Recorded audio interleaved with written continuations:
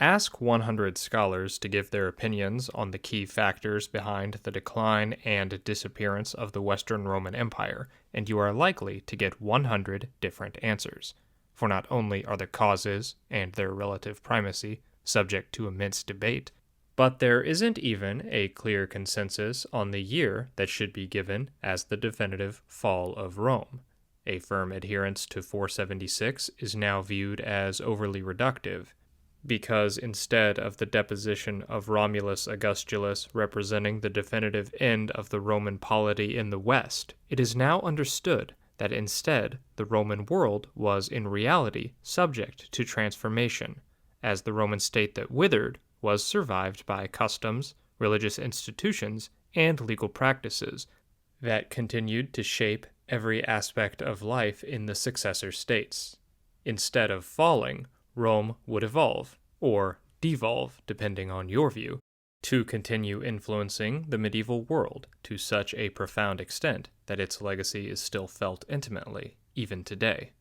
There is a reason you are watching a video right now on the Romans, after all, and not the Parthians, for example. We are presented with a situation, then, that is not unlike the famed ship of Theseus, where we must ask just how much change in the form and functions of the Roman state can be permitted before we are forced to acknowledge that we are dealing with a new entity entirely. The application of this question is of course relevant for all states, but particularly for Rome, because of the remarkable and dramatic shifts from monarchy to republic to empire that it endured over its history. But despite our desire to categorize Rome into these three neat periods of political organization, the reality is much messier, and we should not be surprised that over the course of its existence, Roman political life unfolded in a myriad of different ways, even within the much-lauded Republican period, which is traditionally said to begin in 509 BCE. Adopting this more nuanced view of shifts within the Republic not only helps us to avoid the fallacy of applying anachronistic periodization to Rome, but it also helps illuminate how all states endure reconfigurations and reorganizations, rather than clearly defined eras of rises and falls that can make for more dramatic retellings, but do not bear resemblance to how these moments would have been experienced by those who lived through them. Breaking from a history that erases complexity and flux in favor of overly neat cycles can also be useful in better understanding why the truly dramatic shifts occur when they do. As I will discuss later, the narrative that portrays the end of the Republic and rise of the Principate as distinct from an earlier, more uniformly stable era of Republican history has the effect of making this moment appear not just inevitable, but also more unique and more alien to other moments of history that are perhaps more analogous than we realize, or maybe even care to admit. Previous videos have discussed how significant economic and cultural shifts resulted in evolution within Republican Rome, notably in the 2nd century BCE, when Rome assumed the mantle of dominion over the Mediterranean, and this superpower status injected new influences into Roman society. The new state that emerged from these competing influences was unabashedly imperialist, resulting in significant consequences that would alter how Romans perceived of both themselves and their state. Another significant political reset was to occur about a decade into the 1st century BCE, with the dictatorship of Lucius Cornelius Sulla. His bloody purges were the culmination of a generation of political unrest, as the Roman people fought to make their voices heard, and the old aristocrats repeatedly used violence to quell popular rumblings. Sulla's dictatorship marked the end of this era because he understood that the people would continue pressing their claims unless their movement was brutally suppressed, and the legal rights which gave them so much influence were significantly curtailed. His reactionary predecessors had either felt that they could win the power struggle with the popular party without fully upending law and tradition, or they were unwilling to take this final step in defense of their own aristocratic privileges. Sulla had no moral qualms about using an army to install himself as dictator, and make the streets of Rome run red with blood, if this meant he could break the popular party. This new constitutional order was profoundly different from what had come before, and it is not unfair to question whether this dictatorship was a continuity of the republic that had come before it in any meaningful sense. For, however we define the republic, it must be more than a name. It surely would have to have been a collection of laws, customs, and practices that spoke to shared civic values and community. If tribunes were stripped of their powers and the people lost their ability to legislate, was it still the same political entity just because an unelected leader claimed it was? For though Sulla's dictatorship was short-lived, he had altered the constitution and laws without any popular input, and dramatically changed the power dynamics of Roman society. Eventually, however, popular rights were clawed back, meaning that Sulla's ultimate legacy was to provide a blueprint for absolute power to a generation of men who felt that Sulla's example proved the futility of politics. If you're enjoying this video, please do us a favor by liking, commenting, and subscribing. We're a small channel, and this is the only way to get the almighty YouTube algorithm to notice us. Furthermore, you can help Tribunate become more sustainable by becoming a member for as little as 99 cents a month. Thank you for all of your support. These inflection points are among the most noteworthy examples of transition from one political order to another, but they are far from the only moments where the impact of decisions or events meant that the Republic underwent significant shifts. Other equally pivotal moments in the reformation and reorganization of the Republic include, but are not limited to, the first secession of the plebs and the inauguration of the tribunate in 494, the reign of the decemviri beginning in 451, during which 10 magistrates assumed all power in the state. Just 2 years later, in 449, the 12 Tables were enacted, providing Rome a written law code for the first time and fundamentally altering how magistrates related to the people. Each of these fundamental changes occurred within the first 2 generations of the Republic, helping to illustrate that during this period of flux, as the Roman state found its feet, changes were not few, and they were not far between. Indeed, a more thorough examination of Republican history unearths the fact that despite some later annalistic misinterpretation or perhaps embellishing of records, the consuls did not become the supreme magistracy until 367 or 368, under the Licinian Sextian laws 150 years after the foundation of the Republic.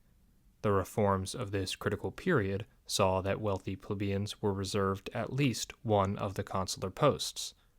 It is at this point as well that Livy tells us that the magistracy of the praetor was created, though inconsistencies in the record seem to allude to an office with this title existing as the chief magistracy in the early Republic.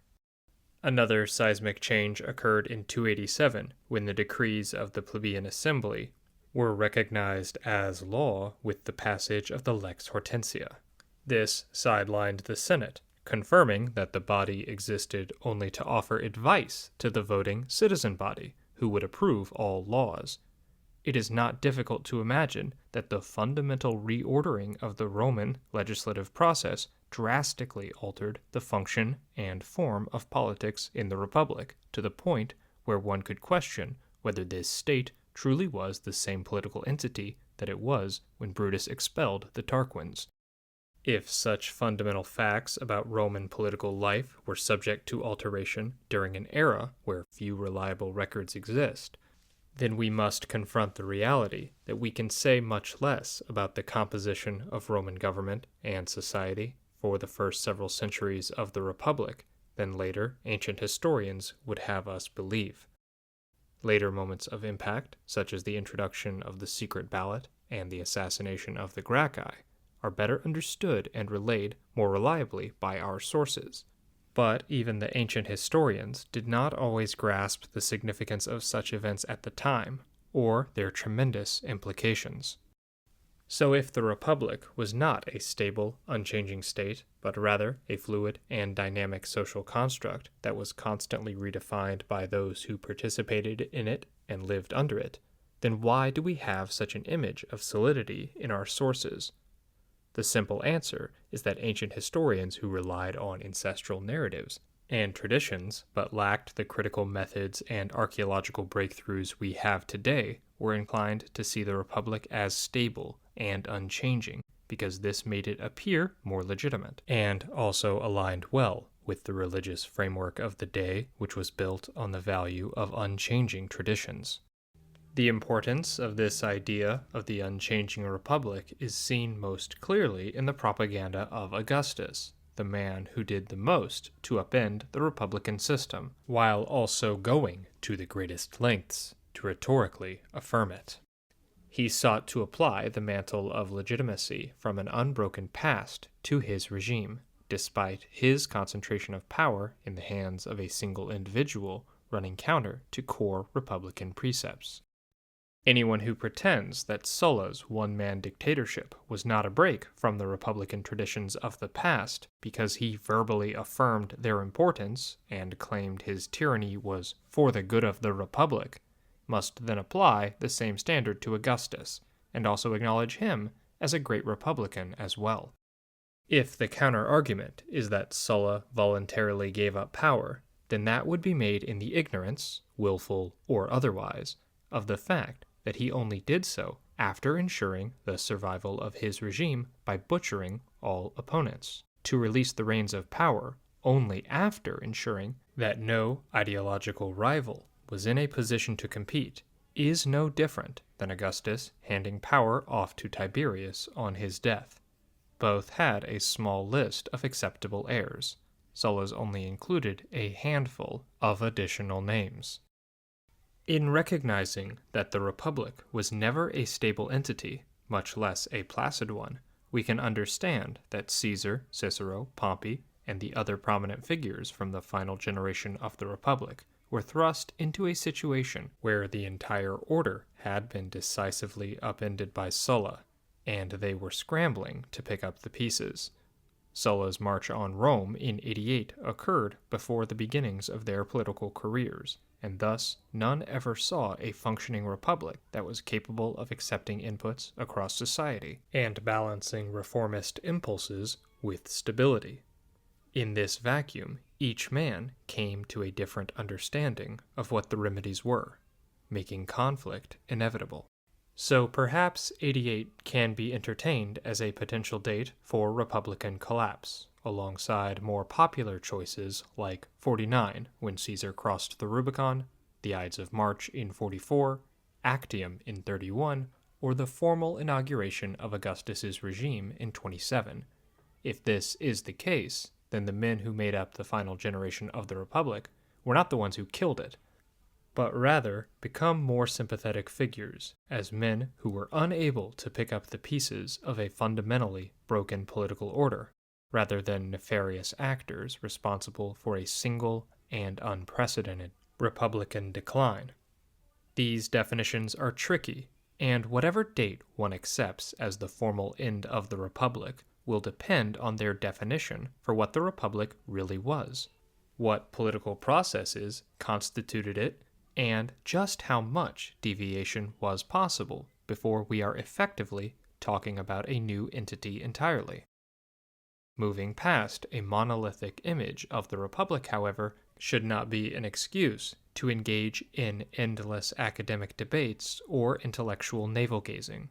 The point of these debates is not simply to have the discussion for our own intellectual stimulation, but to break out of the periodization fallacy that encourages us to see history in tight confines that can be rigidly defined. This is both a mental habit inherent to the human brain and also a tool for memorization, but the application of this process unfairly flattens the Romans, or indeed any civilization, into two-dimensional caricatures,